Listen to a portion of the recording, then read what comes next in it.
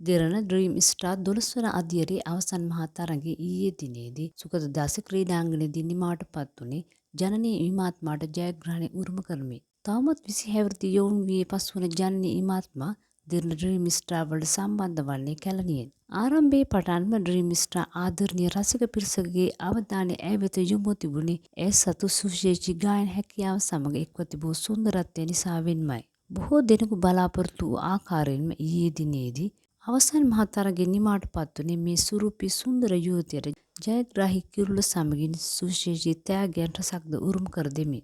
ඇය දෙරණ dream star තරගය නියෝජනය කරමින් ගමන් ඇරඹූ මුල් අවධියේ පටන්ම ඇගේ ආදරණීය රසික පිරිස උනන්දුවක් දැක්වුවේ ඒ සුන්දර යුවතියගේ ආදරය දිනාගත් ප්‍රේමවන්තයා පිළිබඳව දැනුවත් වීමටයි. නමුත් ඩ්‍රීම් ස්ටාර් අවසන් තරගය තෙක්ම ජනනී ඒ පිළිබඳව කිසිදු අදහසක් දක්වා හෝ හෙළිකිරීමක් සිදු කර තිබුණේ නෑ.